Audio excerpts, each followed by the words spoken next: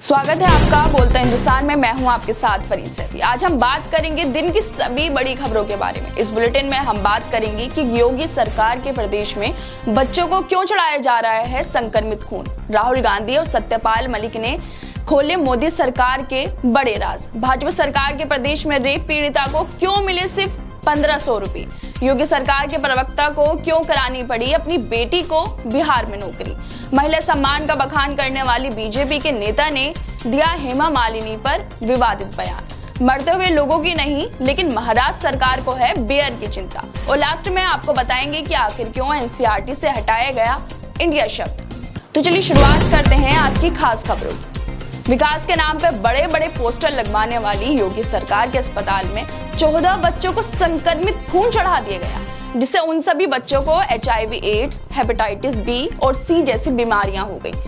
लोग इलाज कराने के लिए अस्पताल जाते हैं, लेकिन यहाँ तो उल्टा ही हो गया। इलाज कराने की जगह बच्चों को एड्स जैसी बीमारियां मुफ्त में दे दी गई। इससे पहले भी खुद को डबल इंजन की सरकार कहने वाली भाजपा के राज्य महाराष्ट्र में ऐसी घटनाएं सामने आई हैं, जहां पर दवाइयों की कमी की वजह से दर्जनों लोगों को अपनी जान गंवानी पड़ी थी।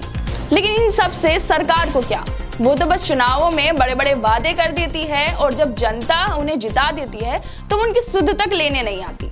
गरीब लोगों को इलाज मिल रहा है या नहीं मिल रहा, अस्पतालों में दवाई है या नहीं है, अस्पतालों की हालत कैसी है, इलाज ना मिलने की वजह से कितने लोग मर रहे हैं, सरकार को इन सब बातों से कोई भी मतलब नहीं है। वो तो आराम से सत्ता में बैठकर मजे ले रही है। इस घटना को बताते हुए कांग्रेस अध्यक्ष मल्लिकार्जुन खड़गे ट्विटर पे लिखते हैं कि डबल इंजन सरकार ने हमारी स्वास्थ्य व्यवस्था को डबल बीमार कर दिया है। यूपी के कानपुर में एक सरकारी अस्पताल में थैलीसीमिया के 14 बच्चों को संक्रमित खून चढ़ा दिया गया, जिससे इन बच्चों को HIV एड्स और हेपेटाइटिस बी सी जैसी चिंताजनक बीमारियां हो गई। ये गंभीर लापरवाही शर्मनाक है। मासूम बच्चों को भाजपा सरकार के अपराध की सजा भुगतनी पड़ रही है।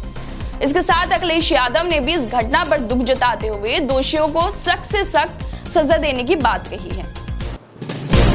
अब आपको राहुल गांधी और सत्यपाल मलिक की उस बातचीत के बारे में बताते हैं, जिसमें वो राजनेताओं की सत्ता जीतने की जद्दोजहद से लेकर कैसे कश्मीर में 370 हटाई गई और उसे यूनियन टेरिटरी बनाया गया, इसके बारे में बात कर रहे हैं, ताकि उससे यूनियन टेरिटरी बनाने से सरकार को फायदा हो, जो सत्ता में सरकार बैठी है उसको फायदा हो।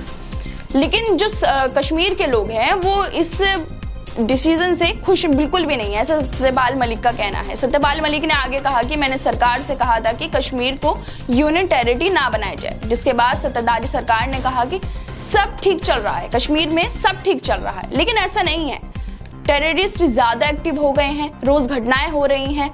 पुलवामा हमले पर सत्यपाल कहते हैं कि सरकार ने उसका पॉलिटिकली फायदा उठाया है, जो वहां के शहीद हुए हैं उनका पॉलिटिकली फायदा उठाया है। चुनावों में उनके नाम पर वोट मांगे गए हैं। मैंने जब मोदी जी से कहा कि हमारी गलती की वजह से ये सारी जितना भी ये मामला हुआ पुलवामा हमारी गलती की वजह से हुआ है, तो उन्होंने मुझसे साफ कह दिया कि आप मीडिया के सामने कुछ भी नहीं बोलेंगे, बल्कि मीडिया क्या किसी के सामने भी कुछ भी नहीं बोलेंगे। ऐसा बोलने से उन्होंने मुझे मना कर दिया।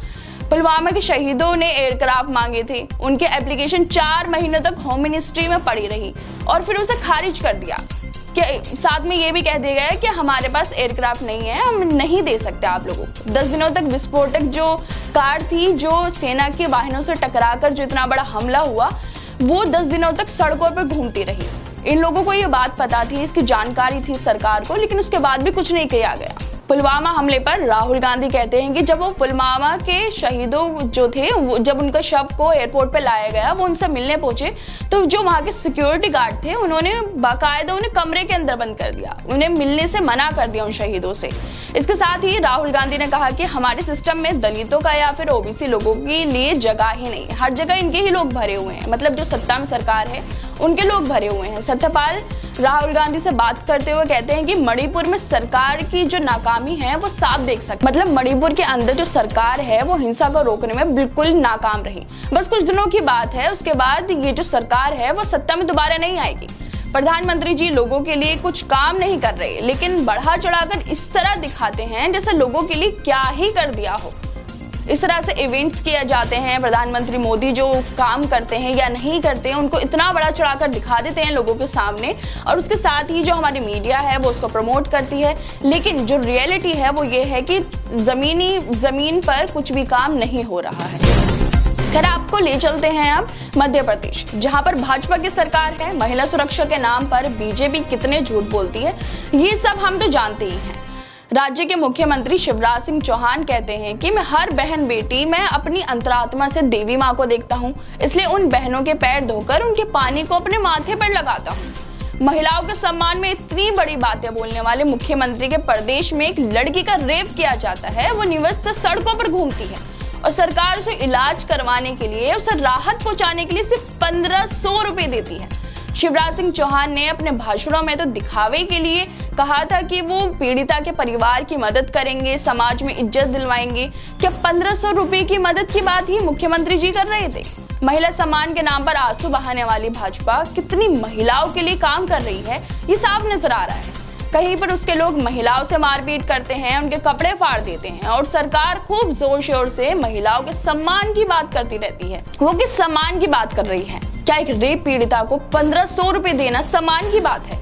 यही बीजेपी का महिला सम्मान है, जिसको लेकर प्रधानमंत्री जी भावुक हो जाते हैं, अपने भाषणों में बोलते हैं कि वो महिलाओं का बहुत सम्मान करते हैं।